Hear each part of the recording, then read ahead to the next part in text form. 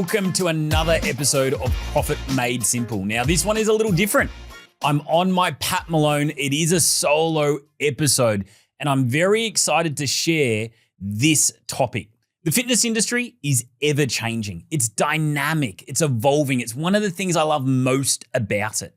And today I'm going to be sharing with you the Future 5. What are the 5 biggest changes that are shaping the industry right here, right now? I'm going to share each of these 5 in detail so you are ahead of the trends themselves. Now, before I begin, I want to share a story. Now, this is a story about a colleague of mine. This colleague 5 years ago had one of the best training gyms in all of Australia. He had 500 members, each paying between $60 to $70 per week. He had an unbelievable business in that he didn't really need to market because he was the hottest ticket in town. He didn't have to worry about retention because he had waiting lists that had 20, 30, 40 people on them. And as a result, he had very few systems in place. Fast forward to today, that gym now has 160 members.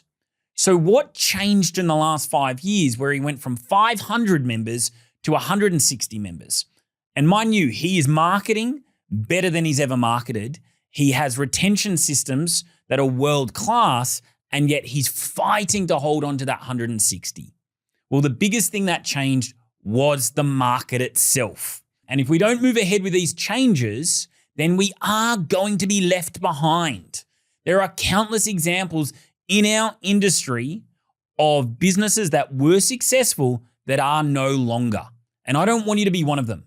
I want you to be on the cutting edge. I want you to be successful. I want you to thrive. So let's dive in to the 5 biggest shifts, the 5 future trends, because what got you here won't get you there. Number 1, we have our personalization and performance layer. Now, what do I mean by this? I'm going to share with you 4 different examples, but essentially it's this.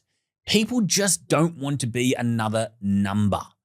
They want an experience that is curated for them, their preferences, their needs, their abilities. They want to feel like an individual. And right now, there are so many choices in the market that they will choose the space that makes them feel most special. Now, in terms of the performance side, 2 big examples that you no doubt have seen in our industry. They've just blown our industry away. Number 1 is the HYROX movement. Now, I don't believe this is a fad. I really do believe this is a long-term trend that is here to stay. And if you have a look at the numbers, they support my opinion. HYROX right now is the fastest growing sport in the world. Only a couple of months ago, they held the Sydney event. It was a sellout with 20,000 people. It sold well ahead of the event itself, months, with a huge waiting list. And my feed was absolutely littered with people that were competing in the event, participating, and also supporting the event itself. So what does this tell us? It tells us that people want performance. They want to be in an environment where there are quantifiable measures of success. They want to be around like-minded people that also want to train towards an objective and a goal. So if you're right now attracting the type A person, the person that likes structure, that likes competition, that likes being in a tribe that shares these values, then you need to be offering HYROX-like training and HYROX-like events. It is incredible for retention and engagement. And we know if we have our participants engaged and working towards an event, they're going to stay with us for a really long time. Do I believe HYROX is this incredible acquisition channel that you're just all of a sudden going to attract a huge number of prospects? No, I don't. What I do believe, though, is that it is an incredible retention and engagement tool. Yes, you will be able to attract people, but the real power of this is keeping your clients for longer. And for me, that's one of the big movements in our industry. How can we hold on to our clients even longer because we are stepping up as providers? So that's the first big trend when it comes to the performance layer. The second is close to my heart, and that's the running boom. Now, I'm purposely sitting down right now. I'm not standing up, mainly because I would struggle doing so. I just had City to Surf over the weekend, and I was one of 90,000 runners. It was torrential rain, yet this event sold out about 6 months ago. 4 weeks earlier, I competed in the Gold Coast Marathon. 14,000 people competed in that marathon, the biggest event they've ever had. And again, it sold out over 6 months before the event was on. An even more significant example is the London Marathon. It's one of the biggest marathons in the world. There's 60,000 runners. Now get this. They had 1.2 million people apply to run that event. So what does that tell us? Running is not new. Running has been around as long as we have existed as a human race. Yet as a competition, as a sport, as a form of exercise, it's experiencing an unprecedented boom. And again, this goes back to the fact that a lot of people right now want competition, they want structure, they want purpose, they want to be in clubs where people share these values. And so if this is you and your business, if this is who you're tailoring your services to, then you need to seriously consider having your own run club. You need to seriously consider entering running events. A large part of the drive when it comes to these run clubs is driven by Gen Zs. And Gen Zs are a very important population that I'm going to be sharing a little bit about later. But what Gen Zs love is they love meeting people. They love social status. They love shared experiences. And this is the most active generation that we've ever had. So if you want more Gen Zs, you need to embrace the HYROX and the running boom. Let's talk about our third trend when it comes to the personalization and performance layer. Now, this one's very different. It is the menopause movement. And really, I feel like this is the underserved crowd. And this one's very close to my heart. My partner's currently going through perimenopause. And she didn't want just another gym. Rather, she wanted to be understood. She wanted to be in an environment where they knew about their hormonal changes, where they knew what type of exercise was most important, where they didn't just speak about exercise, but they also spoke about decompression, relaxation, and all the other important considerations. So she joined a gym where they had specialist certifications, and she's paying a premium amount, and it's not even close to where we live. Yet it was that important to her. She wanted to feel like she was heard and she was understood. And this is where the real value is in the personalization layer. People will pay a premium amount of money to feel like they belong.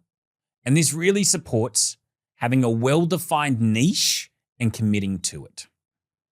Now, the fourth example I want to give you on the personalization and performance layer is the Gen Zs themselves. 82% of Gen Z gym members will do some form of group workout. So they're not there just to train and exercise. It's much more than that. What they want is connection. What they want are shared goals. What they want are shared experiences. And this generation will prioritize health and wellness and feeling good over late nights, drinking alcohol, partying. This is what's most important to them. And so your business can do wonderful things if you attract this generation. And it really is about tapping in to the community and social environment. If you want more Gen Zs, yes, you need to embrace HYROX and running clubs, but it's more than that. It's having socials, it's having workshops, it's having seminars, it's having areas in your gym where people can linger and interact. That's how you're going to cater and capitalize on this very powerful generation. So there we have number 1 in our future 5, the personalization and performance layer. Let's talk about number 2. Number 2 in our future 5 is the connected brand ecosystem. So what do I mean by this? It means that the way we communicate must change. And why does it need to change? It needs to change because the consumer trusts us less. 61% of prospects no longer believe what you're telling them through your advertising. So how has this happened? Well, I really believe it's the result of 3 things. Number 1, Mr. Alex Hormozi. Now, I love Alex. He's an incredible thought leader. I believe he's one of the best entrepreneurial voices of our generation. However, he does have a lot to answer for when it comes to the fitness industry itself. Alex's core business for the last decade was Gym Launch. And Gym Launch prided themselves on the 6-week challenge, which was a bait and switch. Essentially what it meant is if you didn't get the result, you had to pay. Yet people thought they were getting a free 6-week challenge. And so that challenge created a lot of mistrust. It created a lot of deception in the marketplace itself. So that's one reason. The second thing is Alex has really founded the guarantee and how important a guarantee is for switching the paradigm between the prospect and the service provider. It's where the service provider takes all the risk. Only now the prospect has become deaf to the guarantee itself. You know, they're seeing it left, right, and center. Everybody is offering these wild guarantees. And so everything looks the same. And yet to achieve the guarantee, there's so much fine print that it's purely just manipulation. And the third part is a lot of fitness businesses were offering connection and community, yet fell well short on that promise. So now we've got less trust because of the bait and switch, crazy guarantees, and over-promising and under-delivering. We're in a trust recession. And so now it's our job as service providers to restore that trust, to build it up again. And how do we do so? We have to change the way we communicate. A lot of the time we just say, buy my stuff. We shout it out loud. All right. Here's our offer. Here's our 6-week challenge. Here's our 28-day shred. Click, learn more. That's not enough. Right now, you need to build a relationship. And this is why I love Google's study, the 7-11-4 study, which shows that if you want to build trust with someone that is going to make a high friction investment, which fitness is, then they're going to need to interact with your brand for 7 hours over 11 different interactions over 4 different mediums. So let's break down the 7-11-4 in a little bit more detail. 7 hours of interaction. Now that can sound like a lot, but maybe this is the 2nd, the 3rd, the 4th, maybe even it's the 10th podcast that you've listened to or YouTube video of mine. We are building that relationship by offering lots of value first. And you need to do the same thing. You really need to look at how you're creating your content and the purpose of that content. How can you create 7 hours of consumption? Because then there's a real relationship. Then there's reciprocity. And so when it comes to making a decision, they're going to be like, no, I understand what they're about, understand their personality, their values, their quirks. I understand how they can help me. And so I really challenge you to have a look at how you can achieve that 7 hours. Is it through lots of short form content so people binge your reels? Is it through long form content like this, YouTube videos, podcasts? Is it through regular workshops and seminars? So we hold virtual webinars every single month. Is it through having blogs, long form blogs that people just consume? So that's my first challenge for you. How can you get your prospects consuming 7 hours of your content? The second part is 11 interactions. Now, these interactions can be really small. It might be just watching your story. It might be having a look at a post. It might be commenting on it. It might be voting on a poll. It might be visiting your website. It might be downloading your ebook. It might be joining your weekly email list. But how can you get 11 touch points with your consumer? And this one's really hit me, and I've had a look at how we do it in our business. So obviously we've got this podcast. We then take that podcast, which just used to be audio, which now is video. So if you're not watching it, you should be.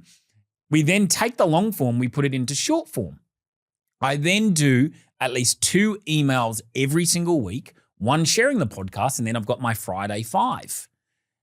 I then put the podcast into a blog-like format for my website.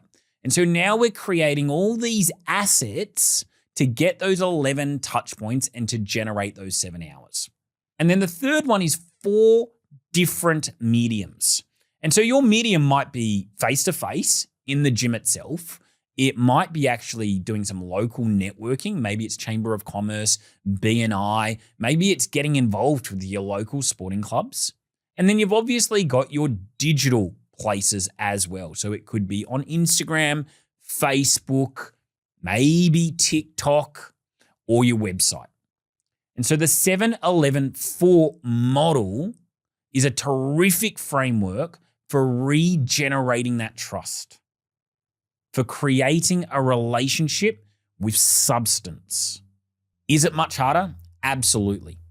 It's been really interesting. What generally happens is trends happen in the coaching space first, and then they translate into the fitness space. What I've seen happen with some of our competitors is they're just trying to shout louder because there's less trust. They're just trying to put out more crazy offers, yet it's falling on deaf ears.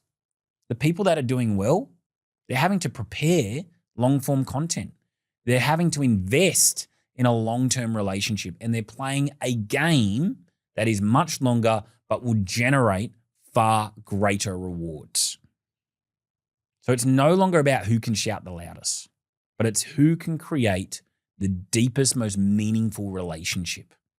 And that's why you need to really revise, revamp your content ecosystem. Our third big trend when it comes to our Future 5 is the recovery and wellness layer. Now, I've spoken a lot about this in the past, and I'm getting clearer on what it looks successfully in a smaller fitness business. You see, the consumer has changed in terms of their preferences and wants. It all used to be about how they look, fat loss and muscle gain. Now, I'm not saying that's not important. It absolutely is, but it's no longer the number one preference. The number one preference is that people want to feel better, all right? They want to feel great about themselves. How do we facilitate that? It's embracing this wellness and recovery layer. You see, the fitness industry and the wellness industry used to be 2 distinct industries, but they're now very much becoming intertwined. They are now one. And when you have a look at consumer behavior, you have a look at Google searches on recovery centers, ice baths, you'll see that there is exponentially more volume. Now, if you're a smaller studio or gym, how do you offer this in a really feasible, practical, economical way? And this is where I have seen people struggle. And unfortunately, I've seen some independent studios invest very significantly into recovery zones, hundreds of thousands of dollars, putting in cold plunges and spas and red light therapy beds and saunas, only for it to fall well short from an economical perspective. They saw the trend happening, so they wanted to get ahead of it and invest it in a significant way, yet they didn't know how to position it, they didn't know how to market it, and as a result, they ended up wasting a lot of money. For me, what's most important is a reframe. Similarly to our HYROXs and our running clubs, you can't look at wellness and recovery as a really significant profit layer directly. Yes, people are going to add on this service to their membership and you will generate extra revenue, no doubt about it. But what you are doing is that you're keeping them engaged for a longer period. And so a real theme of this podcast in this Future 5 is how do we just keep our clients for longer? Because that's what the most successful businesses are doing in 2025. That's what the winners are going to be doing in the next few years. Cost of acquisition is significantly higher than what it once was. And I'll talk more about this later on. As a result, we now need to hold on to our clients for a lot longer. Not only that, but we need to also increase how much they spend. The wellness and recovery layer does this. So how can we do so in a really effective way? I'm going to give you 3 different ways. Number 1, you need to adopt it as a value. You can't just merely throw a sauna into the corner and go, well, now we do wellness and recovery services. You actually need to believe it. You need to adopt it and say, you know what? I believe this is absolutely essential to human functioning. I believe this is essential to a healthy, vibrant life. And then everything needs to reflect that. So your class structure should change. There might be time at the beginning and end for decompression, breath work, recovery. You need to change the lighting in your classes from your high intensity components to your recovery components. You need to change your music. It can't be just merely a flash in the pan. You need to hold regular workshops, seminars, upskilling for your team that showcases this value. So that's number 1. Number 2 is your lifestyle programming. And where I believe the greatest opportunity here is collaboration. There are some incredible recovery spaces and there's some amazing recovery practitioners and wellness practitioners. Rather than trying to bring everything in-house, why don't we collaborate? Why don't we hold special nights at the recovery centers? Why don't we bring in some of the practitioners for breath work? Why don't we bring in people that can speak about HRT, HRV, menopause, and these areas that are just garnering so much interest and attention? Don't feel like you need to do everything on your own. There is so much power in collaboration. Number 3 is recovery access, but doing so in just a really simple manner. You know, some of the most effective services that I've seen are having lazy boys with Normatex and a big flat screen TV. They get utilized, it's very cost effective, and it keeps your members in the space. And that's what we ultimately want to do. We want them interacting and engaging with other members, and we want to hold them there longer. It could be just zones where people warm up and cool down. It could be using like trigger guns and self-myofascial tools. These are really simple ways that we can cater for recovery without having to make significant investments in new spaces or construction costs. This now brings us to number 4 in our Future 5. And I can't talk about the future without discussing AI. Now, I want to make something really clear. AI is not here to steal your job. It will never steal your job because only you can do what you do. You have this unprecedented power to create and foster a relationship and a connection. But what AI is here to do is to amplify us. I truly do believe that this will be the greatest form of leverage that we see in our lifetimes.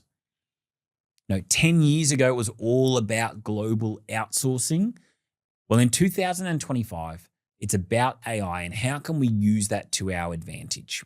I'm just going to share with you 4 really simple ways that we are using AI in our business and also a lot of our community members are as well. Number 1, you can do personalization at scale. So I just talked about how people want personalization. They want exercises, warm-ups, nutrition protocols, recovery systems that are tailored to them. But that can be really demanding on a fitness business owner. So how do we do so?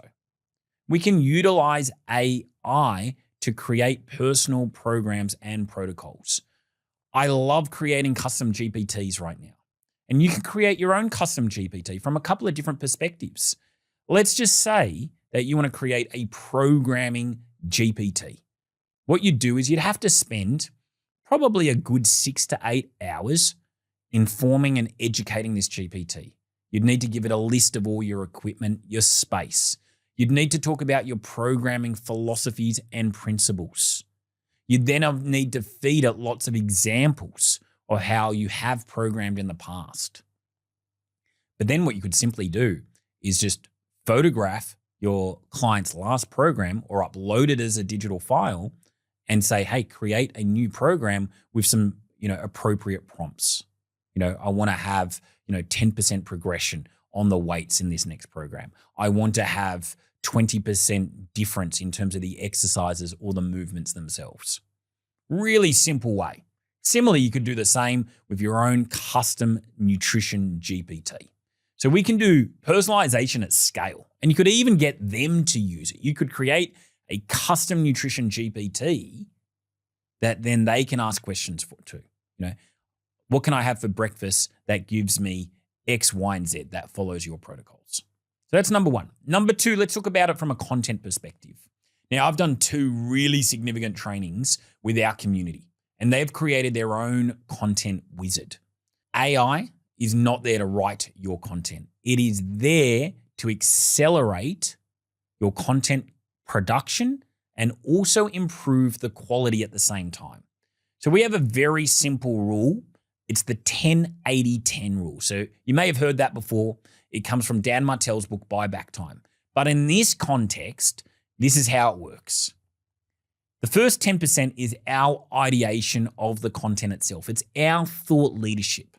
So we may have thought of something, heard something, and we put that into the custom GPT that we've created. The 80% of the work is then done by the custom GPT. It knows how to speak our voice because you've uploaded so many transcripts and former pieces of work.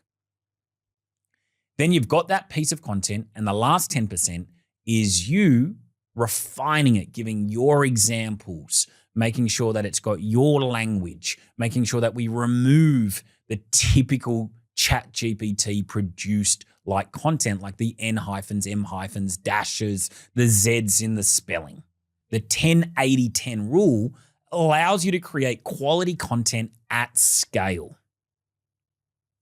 Third different way we can use AI to accelerate and amplify what we do is from a sales perspective. There are now incredible AI chatbots that you can use when you're running ads. So they get a response straight away, and it's a very human-like response. This integrates beautifully with Go high-level platforms, and once you train the bot itself, it will book that prospect in, it will nurture them and ensure they show up. And a number of our clients are doing this particularly well. Then the second part is the AI calling agents. Again, the training here is phenomenal. They are getting so sharp, so good that they are almost as good as a human. I said almost, not there yet. And where I like the AI calling agents isn't from a conversion of the prospect to a member, but rather booking them in so you can have the face-to-face consult in the interaction. One of the hardest, most tiring parts when it comes to follow-up is the constant messages and phone calls. Yet AI can do all of that, and then you can work your wonder and magic by meeting them, solving their problems, showcasing value, and helping them become a member of your incredible community. And the fourth and last way that we are using AI to amplify our results is we've actually created a sales coach. And so now all of our clients record their sales call so they can get better. Obviously, they ask the prospect for permission, and then they put it in this custom GPT that I've created. No one can replicate this because I've given it so much context on what makes a successful fitness sales call.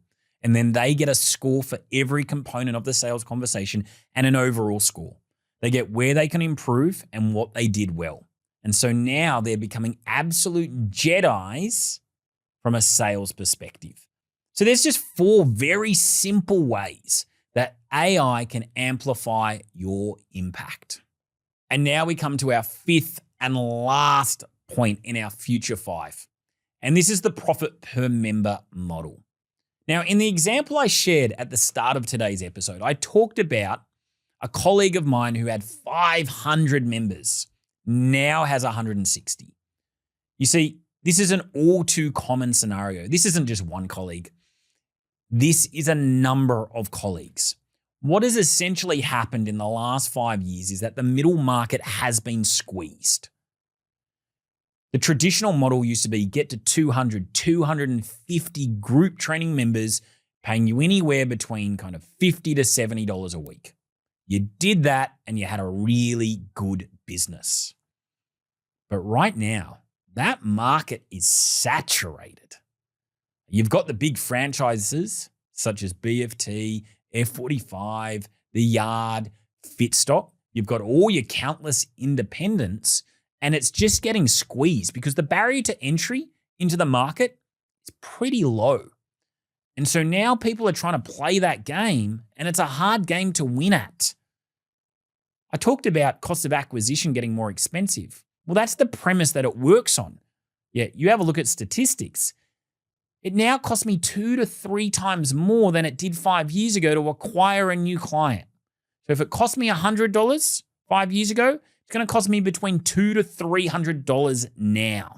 So now I've got to pay way more for marketing. This gets expensive if I've got high churn. And again, this is what this model was built on. So when you look at the statistics, the group training models have attrition at around 10%. So you've got 200 members, you're losing 20 every single month, and you've got to market so hard just to get those 20 back. And so now you're on this hamster wheel. You're in this group training prison, and it no longer works. It's very expensive. It's very tiring. Emotionally and mentally, it's just brutal. It's tough. So what's the solution? It's the profit per member model. Now, I've been preaching this for so long. Look at the name of this podcast, Profit Made Simple. Look at our business name, Fitness Profit, right?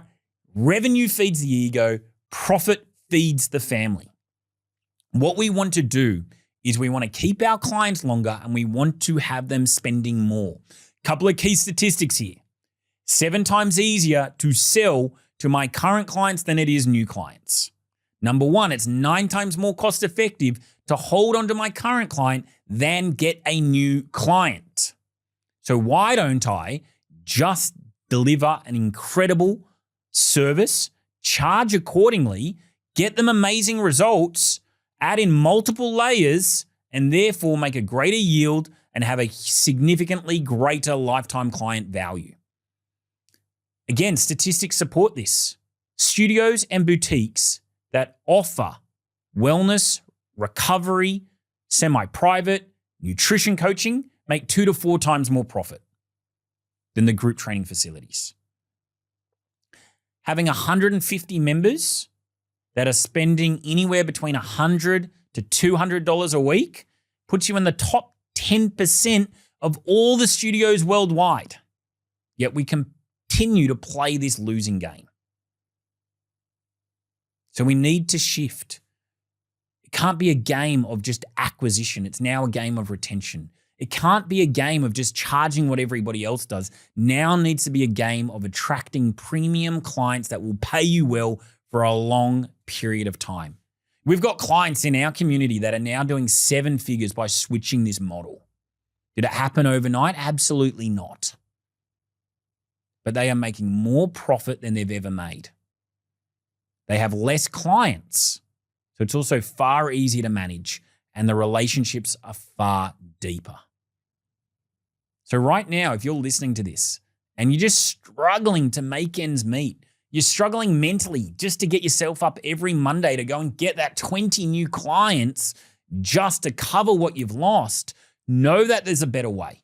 And the most profitable, successful boutique studios and gyms are going to embrace this in 2025 and beyond. They're already doing it, and they're already kicking just serious goals. And that's what I want for you more than anything else. So there we have our future 5. Just a quick recap. How is our industry changing? How has it changed? Number 1, the personalization and performance layer. Offer this to keep your clients engaged and spending more money over an extended period of time. Number 2 is the connected brand ecosystem, We need to repair that trust. We need to play the long game. We need to be better communicators that deliver value first and foremost.